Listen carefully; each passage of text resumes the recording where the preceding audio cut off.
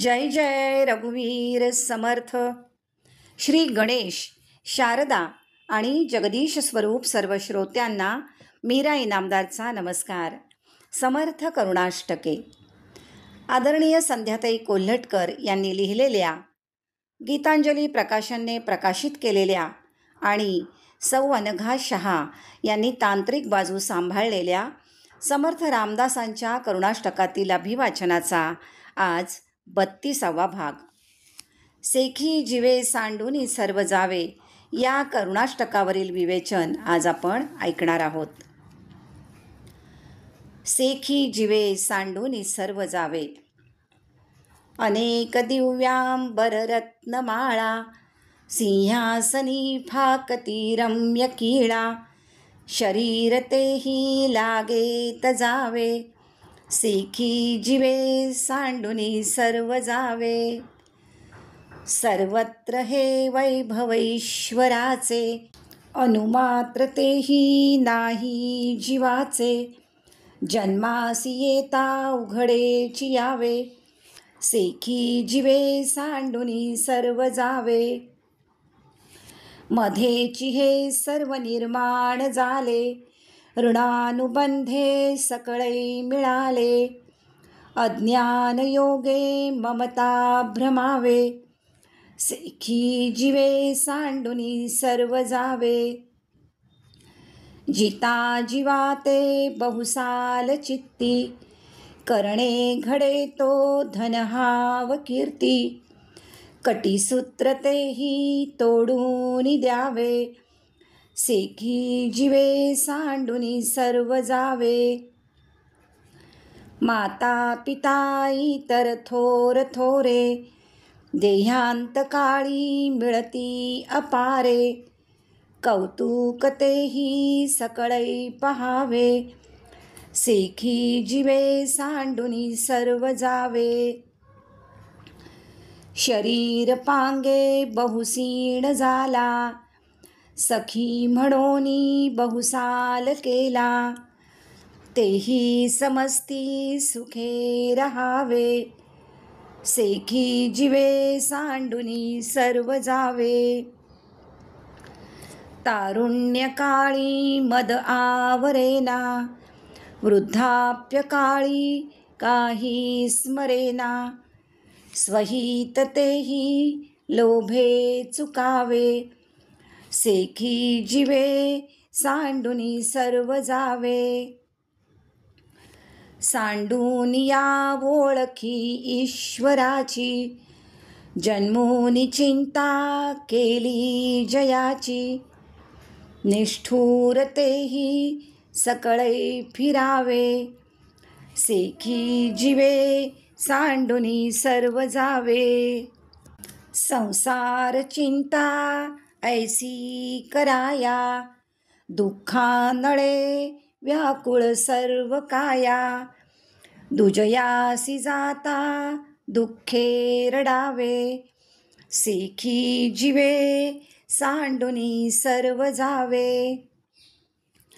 Icon हे दास उदास चित्ती सीतापती वाचुनी कोण अंती.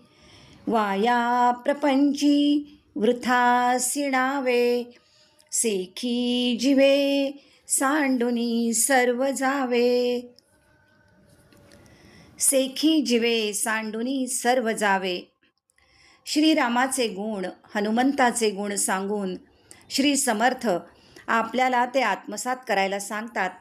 पण ते जेव्हा जाणत्याचे जाणावे प्रसंग जाणत्याचे घ्यावे रंग जाणत्याचे स्फूर्तीचे तरंग अभ्यासावे श्रीराम. 18:2:12 दासबोधामध्ये जेव्हा ते असं म्हणतात तेव्हा त्याच्या रंगात रंगून जावं लागतं. श्रीरामाच्या रंगात रंगून जाताना त्याच्यासारखं अलिप्तपण घेणं गरजेचं आहे आणि ते या करुणाष्टकातून सांगितलेलं आहे. अलिप्तपण आल्याशिवाय निराकाराची ओळख होणार नाही. ते अलिप्तपण अत्यंत सहजपणे यावं लागतं, मनापासून यावं लागतं.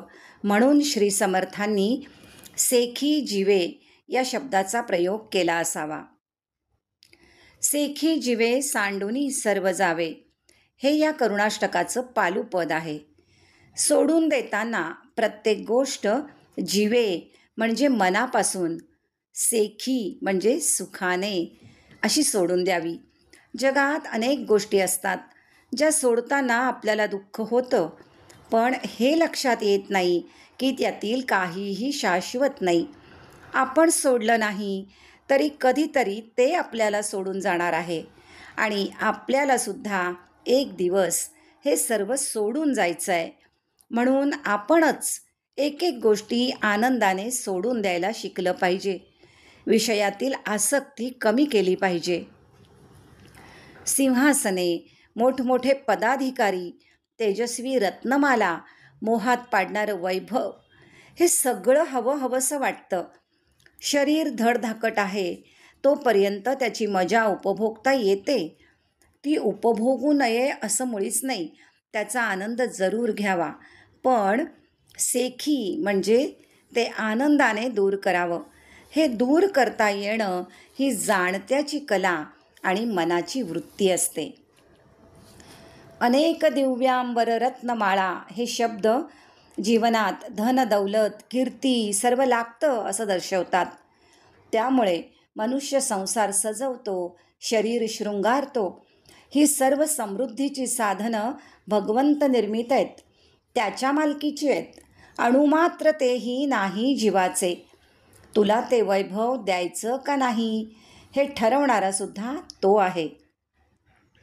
असं सगळं असताना आपण त्यावर आपली मालकी गाजवतो, त्यात आसक्त होतो.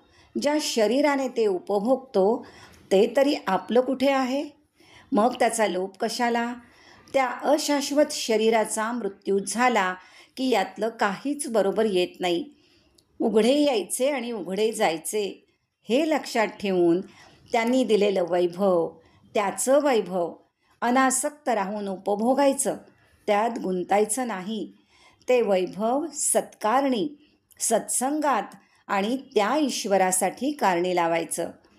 ही कला संतांना अवगत असते, म्हणून त्यांच्या संगतीत राहून संगातीत व्हायचं, म्हणजे सुखाने सर्व मनापासून सोडून देता येतं. ऋणानुबंधे सकळे मिळाले. हे सर्व माय बाप बंधू भगिनी नातीगोती सर्व पूर्वजन्मीचे ऋणानुबंध असतात. दोन ओंडक्यांची होते सागरात भेट तसं आहे. अज्ञान, ममता, ईषणा या भ्रमामुळे आपण त्यात गुंतून जातो, पण एक दिवस ते आपल्याला किंवा आपण त्यांना सोडून जातो. हे सत्य आहे. जीवाभावाची माणसं सोडताना किंवा त्यांनी आपल्याला सोडताना अतीव दुःख होतं. मरे एक त्याचा दुजा शोक वाहे, अकस्मात तोही पुढे जात आहे. मनाच्या श्लोकात 16व्या श्लोकात समर्थांनी सांगितलं आहे. हे लक्षातच येत नाही आणि स्मशान वैराग्य फार काळ टिकत नाही. म्हणून आप्तस्वकीय जे करतात त्या त्यांच्या कौतुकात, आनंदात, आनंदाने सहभागी नक्कीच व्हायचं आहे. त्याचा तेवढ्यापुरता आनंद घ्यायचा, पण ते कौतुक पाहून त्यात अडकायचं नाही. दुःख जसं सोडून देता आलं पाहिजे, तसा आनंदसुद्धा सुखाने सोडून देता आला पाहिजे. कारण मृत्यूच्या द्वारात कटीसूत्रसुद्धा तोडून द्यावं लागतं. अंत्यसंस्कारात ते तोडलं जातं. सुखदुःख समे कृत्वा हा समत्व योग साधणं म्हणजे सेखी जिवे सांडूनी सर्व जावे असं आहे. शरीर पांगे बहुक्षीण झाला. शरीराला क्षीणता आली की त्रास होतो. तरुणपणी मी करता ही घमेंड असते. तारुण्यात सर्व शक्ती बळ असं असतं, अहंकारसुद्धा असतो. तेव्हा स्वहित समजत नाही आणि म्हातारपणी समजलं तरी शरीर साथ देत नाही. म्हणून अक्षर सुंदर, वाचणे सुंदर, बोलणे सुंदर, चालणे सुंदर, भक्ती ज्ञान वैराग्य सुंदर, करून दावी श्रीराम. 11:6 11 समर्थांनी म्हटले दासबोधात. म्हणजे तरुणपणी या सर्व गोष्टी कराव्यात. सगळं उपभोगण्याची क्षमता असताना अलिप्त राहून उपभोग घ्यायचा म्हणजे वैराग्य.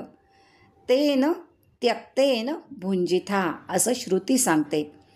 अशा वेळी सेखी जीवे सांडूनी सर्व जावे ही कला अवगत असावी लागते. स्वहित तेही लोभे चुकावे. आपल्याला स्वहित करण्यासाठी म्हणजे त्याच्याशी एकरूपता साधण्यासाठी, जीवशिव ऐक्य करण्यासाठी, जगनिर्माण त्याची कळा हे समजून चराचरातील भगवंताला ओळखून खरा देव ओळखण्यासाठी तद्धाम परमम मम तिथे जाण्यासाठी भगवंताने आपल्याला नरजन्म देऊन पाठवलेला आहे. नरदेहातच स्वहित साधता येतं. ईश्वराचं विस्मरण म्हणजे मरण. भगवंताचं विस्मरण झाल्यामुळे तू या संसार चक्रात अडकला आहेस. जे तुझं नव्हतंच त्यात रमलास आणि तुझं जे आहे त्याला विसरलास. स्वहिताची चिंता करायच्या ऐवजी संसार चिंता करतोस असं समर्थ विचारतायत. म्हणून दुसऱ्यास सुखी करावे तेणे आपण सुखी व्हावे. 14:6-23. व्यावहारिक देण्याला मर्यादा असतात, पण पारमार्थिक देणं अमर्याद असतं. आत्मसुख अमर्याद आहे. ते आपण मिळवावं आणि दुसऱ्याला ते द्यावं, पण ते तुझ्या लक्षातच येत नाही. त्याचे दुःख आहे असं श्री समर्थ या करुणाष्टकामध्ये सांगतात. समर्थांनी तेच केलं. ते आत्मसुखाच्या मागे लागले म्हणून लोकांना ते वेडे वाटत होते. लहान वयात घर संसार सोडला, या मुलाला काही कळत नाही असं म्हणत होते. त्याच वेळी श्री समर्थांना संसारात गुरफटलेले वेडे वाटत होते. दोघे एकमेकांना वेगवेगळ्या पातळीवरून पाहत होते. श्री समर्थ पारमार्थिक ज्ञानाच्या पातळीवरून पाहत होते, तर लोक त्यांच्याकडे व्यावहारिक पातळीवरून पाहत होते. हे सर्व पाहून श्री समर्थांना अतिशय कष्ट दुःख होत आहे. ऐकून हे दास उदास चित्ती. म्हणून या करुणाष्टकातून ते आपल्याला अंती साथ देणाऱ्या सीतापतीचं स्मरण करायला सांगत आहेत. त्याचं स्मरण म्हणजे जीवन आहे. त्याच्याशिवाय जीवाचं जीवन व्यर्थ होईल. जीवच शिवाशी ऐक्य करू शकतो आणि तेही मानव योनीत. मग त्याने प्रपंचाचा शीण का करावा? प्रपंच करण्यासाठी परमेश्वराने पाठवलंय हे मान्य आहे. तो त्याचा विश्वस्त म्हणून जरूर करावा, पण त्यात गुंतून जाऊ नये हे सांगण्यासाठी या करुणाष्टकात श्री समर्थांनी खऱ्या सुखाचं विवेचन आणि त्यागाचं महत्त्व सांगितलेलं आहे. श्रोतेहो, टप्प्याटप्प्याने श्री समर्थांनी या करुणाष्टकामधून खरं तर आमच्यासारख्या सामान्य जनांची मनोभूमिका योग्य दिशेने नेण्यासाठी कुठे शिकवण दिली आहे, कुठे मार्गदर्शन केलं आहे, तर कुठे उपदेश केला आहे. आजच्या करुणाष्टकातून त्यांनी केलेलं खऱ्या सुखाचं विवेचन आणि त्यागाचं महत्त्व हे आदरणीय संध्याताईंनी त्यांच्या विवेचनातून सोपेपणाने आपल्यापर्यंत पोहोचवलं आहे. त्याचं मनन करण्यासाठी आता इथे थांबू आणि पुढच्या भागात नक्की भेटू. जय जय रघुवीर समर्थ.